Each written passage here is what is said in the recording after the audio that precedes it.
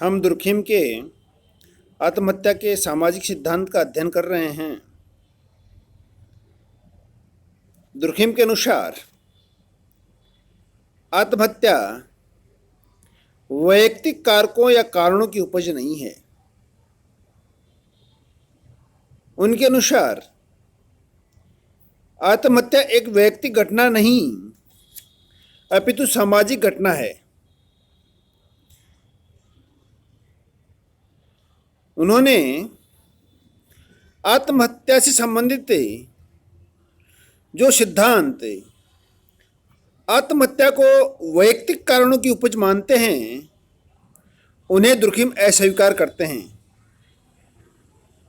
बहुत से विद्वान ये मानते हैं कि आत्महत्या की जो घटना है वह पागलपन या एकोन्माद से घनिष्ठ संबंधित है। परंतु दुर्खिम ने अनेक आंकड़ों की सहायता से यह सिद्ध करने का प्रयास किया कि पागलपन या एकोन्माद आत्महत्या के वास्तविक कारक नहीं है। उसी प्रकार अनेक विद्वानों ने पागलपन के अतिरिक्त वंशानुक्रमण एवं प्रजाति को भी आत्महत्या के लिए जिम्मेदार ठहराया। यहाँ तक अनेक भौगोलिकवादियों का मत है कि आत्महत्याएं भौगोलिक परिस्थितियों जैसे तापमान, समय, मौसम व जलवायु आदि से प्रभावित होती हैं। साथ ही इसके अतिरिक्त कुछ विद्वान ये भी कहते हैं कि आत्महत्या मद्यपान, निर्धनता, अनुकरण आदि के कारण घटित होने वाली घटना है। उपयुक्त जिन विद्वानों ने आत्महत्या के कारण या आत्महत्या के जो कारक माने हैं, जैसे कि पागलपन, प्रजाति और वंशानुक्रमण, तापमान, मौसम, जलवायु, मद्यपान, निर्धनता, अनुकरण आदि सभी कारकों की दुर्खिम आलोचना करते हैं, उनका खंडन करते हैं।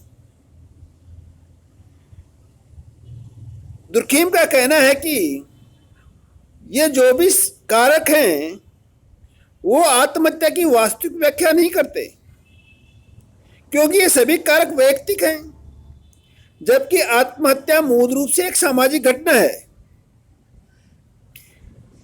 हाँ, यह भी सच है कि कुछ लोग वैयक्तिक कारणों से भी आत्महत्या करते हैं, परंतु आत्महत्या की सामान्य व्याख्या इन कारणों के आधार पर नहीं की जा सकती। वास्तविकता तो यह है कि आत्महत्या की प्रकृति सामाजिक होती है, जिसकी व्याख्या सामाजिक संदर्भ में ही संभव है।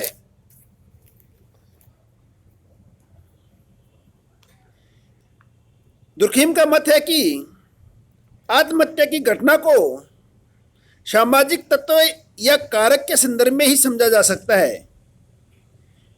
उनके शब्दों में सामाजिक पर्यावरण की कुछ अवस्थाओं का आत्महत्या के साथ संबंध अत्यधिक प्रत्यक्ष तथा स्थायी है, जबकि आत्महत्या का प्राणशास्त्रीय तथा भौतिक कारक उतना ही अनिश्चित तथा अस्पष्ट है।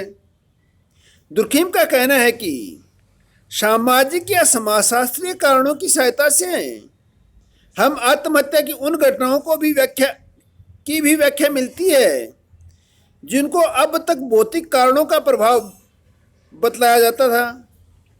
यदि स्त्रियां पुरुषों की अपेक्षा कम आत्महत्याएं करती हैं, तो इसका कारण यह नहीं है कि वे स्त्रियां हैं, बल्कि इसका वास्तविक कारण तो यह है कि वे पुरुषों की अपेक्षा सामूहिक जीवन में बहुत कम भाग लेती हैं। इसलिए वे इसके या सामूहिक जीवन के अच्छे या बुरे प्रभाव को कम अनुभव करती हैं। इसलिए स्त्रियां पुरुषों की तुलना में कम आत्महत्याएं करती हैं। यही बात अधिक आयु के व्यक्तियों तथा बच्चों के संबंध में भी लागू होती है। यद्यपि इन पर सामूहिक जीवन का कम प्रभाव कुछ अन्य ही कारणों से पड़ता है।